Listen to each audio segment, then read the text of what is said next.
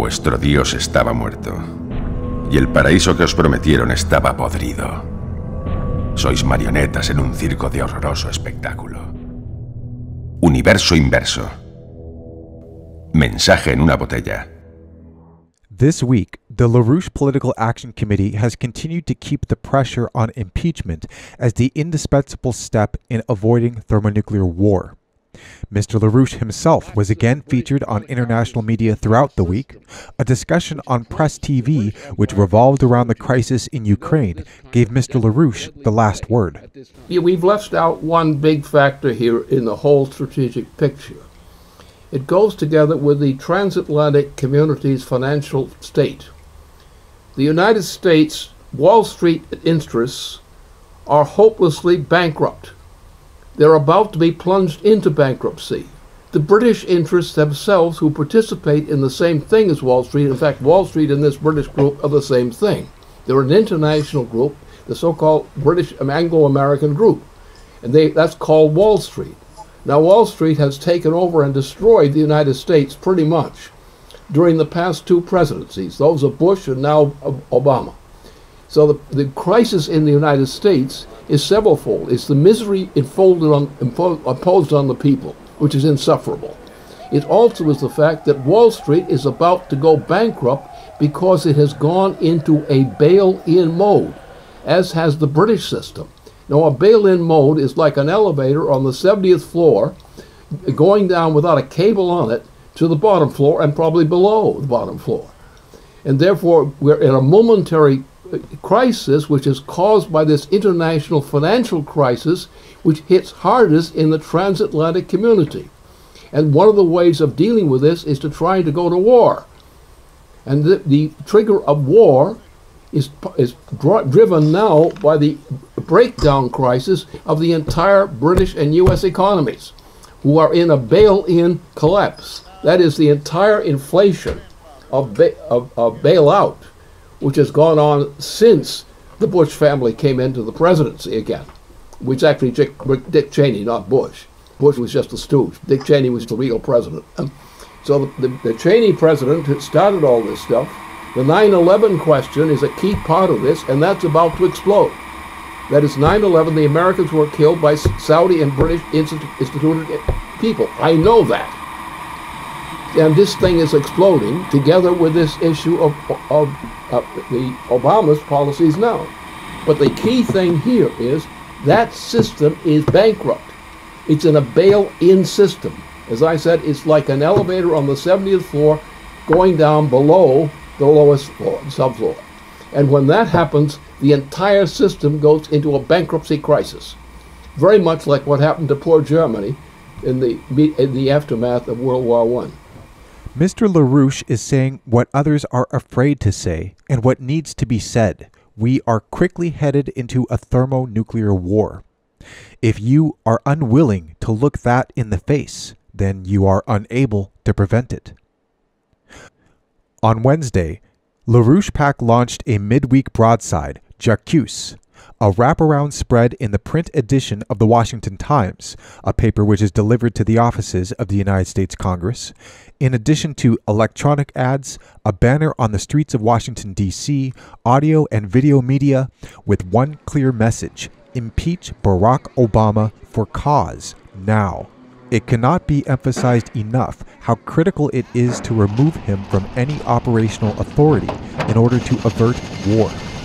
This is not a Ukraine crisis, nor the United States versus Russia, though that's the current form the crisis takes. But do not confuse the form with the intent. The intent is to have war. The intent is the policy of empire, the reduction of the population of the world by at least 6 billion people. On the same day LaRouche PAC's presence dominated Capitol Hill on Wednesday, Obama was hit on another flank by members of the U.S. Congress. Representatives Walter Jones, Stephen Lynch, and Thomas Massey, joined by survivors and family members of the victims of the September 11th attacks, held a press conference, putting pressure on the president to release the redacted 28 pages, which detailed the foreign sponsorship of the 9/11 attacks. This is about the future security of this country, not only about the past. It's about the future security. These people that committed 9/11, they're still out there. They're still supporting and sponsoring terrorism, and they have not been held accountable. The release of the 28 pages will hold them accountable. It will bring them out of the shadows. We will know who they are, which will help us to prevent them from continuing to sponsor terrorism, to prevent them from any future attacks on this country, so other people will not lose their loved ones in this way. So it's very important that those 28 pages be released. So also I want to talk about the experience of sitting down and reading these 28 pages. It's in a room where it's soundproof and you're escorted in there and you're escorted out and there are no notes. But this is something that's sort of shocking when you read it. As I read it, and we all had our own experience, I had to stop every couple pages and just sort of absorb and try to rearrange my understanding of history for the past 13 years and the years leading up to that. It challenges you to rethink everything. And so I think the whole country needs to go through that. It's going to be difficult and it could be embarrassing, but that is no reason to keep the truth from the American people. I will leave you with one final thought. On 9/11, thankfully, you were very lucky. Only by the courageous actions of a few passengers on the doomed airline Flight 93 were your lives spared. You were the targets intended to be killed next, and if that occurred, it would be your family member here today, insisting that the truth be told. Thank you. As Mr. LaRouche has emphasized, the Bush-Obama cover-up of the Saudi role in 9/11 is the same thing as the current cover-up the White House is in a war over with the Senate, a war which also broke to the surface on Wednesday morning. And that finally, after a decade, members of the House and Senate realize in part that 9/11 and the subsequent cover-up operations continued under the Obama administration today has put the United States on a fast track towards world war. This question comes in from a Washington, D.C. based source, an institutional figure, who asks the following. Mr. LaRouche, as you know, this week, Senator Dianne Feinstein accused the executive branch of constitutional violations in spying on the activities of the Senate Select Committee on Intelligence, which she chairs. These strong public rebukes of the Obama administration by a leading Democratic senator come at a time when the president continues to flaunt his unitary executive power grab, with Obama ruling increasingly by executive orders that usurp the power of Congress under our Constitution. The constitutional balance of power has been overturned by this presidency. What is to be done? Well, some things I won't say, not because they're secret, but it's discretionary. Because we're at a point where a committee of the Senate,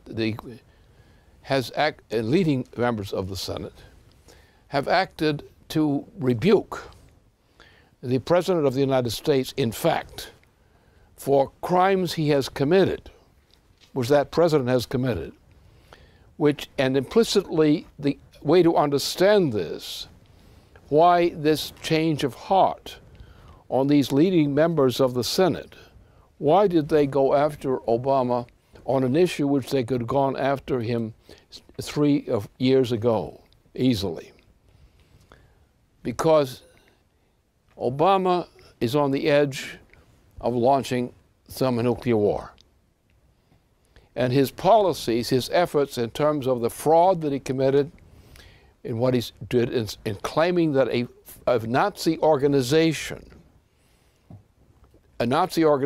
was the new president of Ukraine, a Nazi, unknown Nazi presidency, with 3 members of the so-called cabinet of this Nazi surrogate who are all directly tied to crimes, Nazi crimes. Whereas the real president of Ukraine is in suspension while what the disposition is going to be. So the only actual president of Ukraine is one sitting in suspension, waiting a due process of some sort to decide what's going to be done. Whereas a liar, who is a liar because he knows what he did, the President of the United States lied with the help of a Dick Cheney accomplice in getting a committee in the Congress to lie. And that was the basis on which they say that Obama had secured a new presidency of a bunch of Nazis, a Nazi factor, a known Nazi factor, known to Ukrainians as being a Nazi factor, known to Poles as being and so forth. So the President of the United States is a liar. He's a liar on an issue which he brings to the point of warfare, not local warfare. There could be no war in terms of Russia. It will not be involved in a war over Ukraine. If a war comes, Russia will not give in on the ultimatum. So the President of the United States, shouldn't be a President of the United States, and in fact who's violated, he should be thrown out of office for crimes. It's the most impeachable president probably ever. This week, the members of Congress have returned to their districts, and many of them are beginning the election campaign. It is in your hands to continue to create the dynamic by which Obama is forced out of power. Join this fight.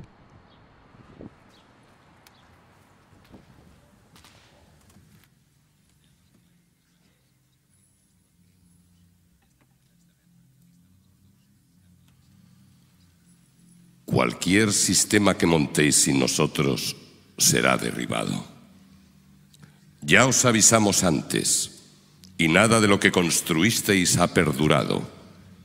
Oídlo mientras os inclináis sobre vuestros planos. Oídlo mientras os arremangáis. Oídlo una vez más. Cualquier sistema que montéis sin nosotros será derribado. Tenéis vuestras drogas, tenéis vuestras pirámides, vuestros pentágonos. Con toda vuestra hierba y vuestras balas ya no podéis cazarnos. Lo único que revelaremos de nosotros es este aviso. Nada de lo que construisteis ha perdurado. Cualquier sistema que montéis sin nosotros será derribado.